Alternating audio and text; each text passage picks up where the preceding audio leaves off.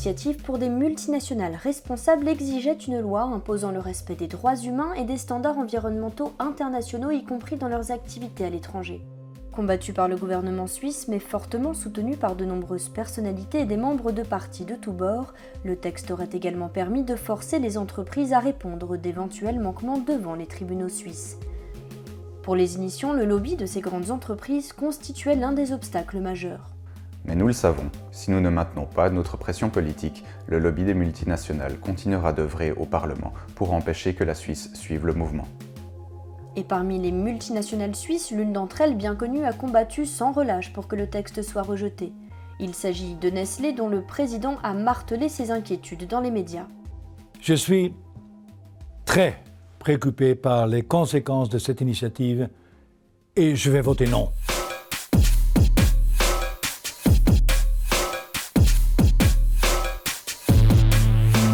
Pas de paille, mais du béton pour ces cochons.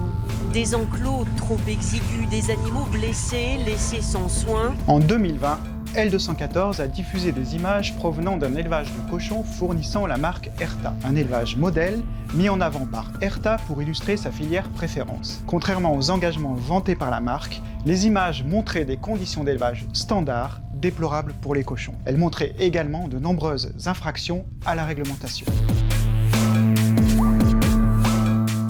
Herta est une co-entreprise qui appartient au groupe Nestlé à hauteur de 40% et à Casa Taradellás à hauteur de 60%. Mais la marque Herta était détenue à 100% par Nestlé de 1986 jusqu'à la vente de la division en décembre 2019, soit durant plus de 30 ans. L'enquête de L214 a été réalisée juste après cette transaction.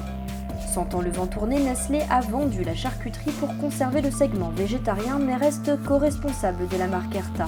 Il la considère comme un partenaire pour les produits carnés, comme l'a affirmé l'un des dirigeants sur le site internet de la multinationale. Nous sommes heureux d'avoir Casa Taradellás comme partenaire, une entreprise familiale leader sur le marché espagnol de la charcuterie, des pizzas et des produits à base de pâtes réfrigérées. Les deux entreprises ont une véritable passion pour la qualité et l'innovation. Ils sont fiers de former une entreprise commune afin de fournir à nos consommateurs des solutions pour leur repas quotidien. «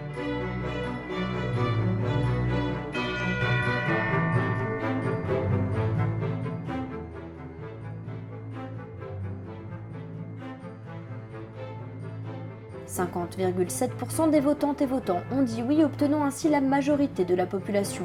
Pour que le texte soit accepté, il aurait également fallu la majorité des cantons, ce que l'initiative a échoué de peu à obtenir et a donc été rejetée.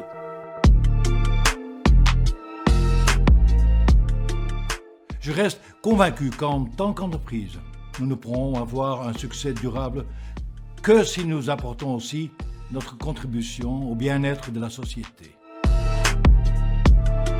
Quelques jours après la diffusion de l'enquête de L214, la coalition animaliste a écrit à Nestlé en collaboration avec l'association Animae, mais nos échanges avec la multinationale n'ont pas répondu à nos attentes. Bien que Nestlé ait donné suite à notre courrier, elle n'a pas fait preuve d'ouverture ni de transparence. Premièrement, Nestlé n'a répondu à aucune des 8 questions factuelles posées par la coalition animaliste et l'association Animae. Parmi elles, un point concernait les mesures préventives pour lutter contre la maltraitance animale mises en place par la marque. Dans le cadre de vos activités de gestion des risques ou de la qualité, avez-vous par exemple mis en place des systèmes de contrôle performants pour éviter ou du moins limiter la maltraitance des animaux exploités dans les fermes produisant pour les marques qui vous appartiennent ou qui vous approvisionnent, y compris pour la production laitière ? Pourtant, durant la campagne sur les multinationales responsables, Mark Schneider, directeur général de Nestlé, affirmait ceci dans la presse. Bien entendu, il peut aussi arriver qu'un fournisseur ne respecte pas toutes les exigences, malgré des assurances allant dans le sens contraire, raison pour laquelle nous procédons à des contrôles très intensifs sur le terrain.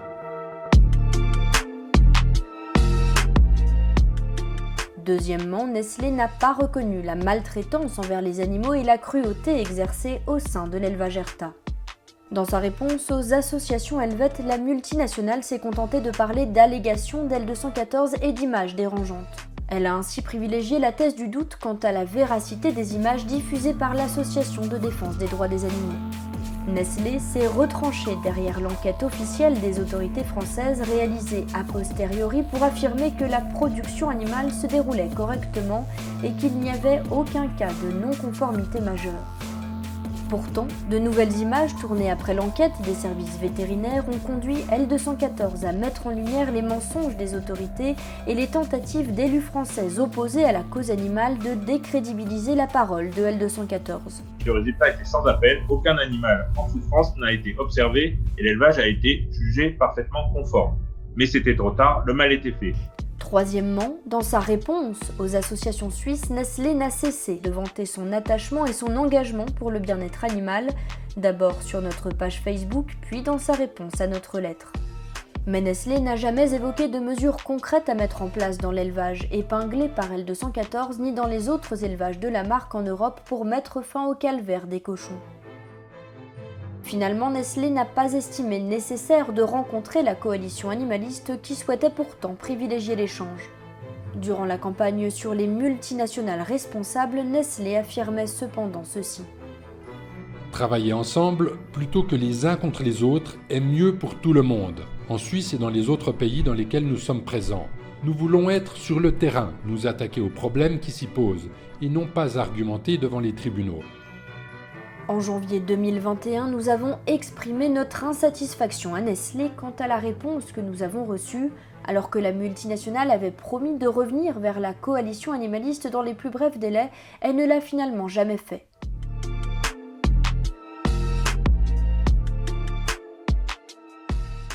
En réalité, les services vétérinaires affirment que la situation a changé dans cet élevage à leur demande suite aux images de décembre et ils ont annoncé notamment avoir demandé l'installation d'équipements d'abreuvement, de matériaux d'enrichissement dans les enclos, le remplacement du sol défectueux et la réduction du nombre de cochons par enclos.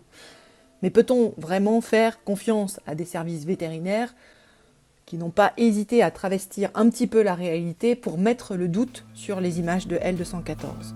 Dans cet élevage préférence ERTA, on a deux questionnements. On a d'abord les infractions à la réglementation qui entraînent des souffrances accrues pour les animaux et notamment on peut constater sur les images la routine de la coupe des queues, l'absence d'enrichissement du milieu. Ça paraît peu probable que ça ait été mis en place. Et deuxièmement, si réellement Nestlé s'intéresse aux conditions d'élevage des animaux et cherche réellement des améliorations, à ce moment-là, il ne peut pas cautionner des systèmes d'élevage tels que ceux qu'on a pu voir justement. Quand vous voyez les truies aussi enfermées dans les cases, avec les petits qui têtent à travers les barreaux, ces cases où elles peuvent juste se lever, se coucher, ça pose aussi cette question-là. Donc voilà, si vraiment Nestlé est déterminé à aller vers du moins pire pour les animaux qui sont élevés pour sa multinationale, à ce moment-là, il y a vraiment beaucoup à revoir. Nestlé peut-elle d'un côté affirmer s'engager pour les droits humains, pour l'environnement et pour les animaux, et de l'autre côté ne pas agir concrètement sur le terrain en mettant fin au calvaire des cochons dénoncé par L214 ? L'attitude de Nestlé dans l'affaire des cochons ERTA est-elle celle d'une entreprise responsable ?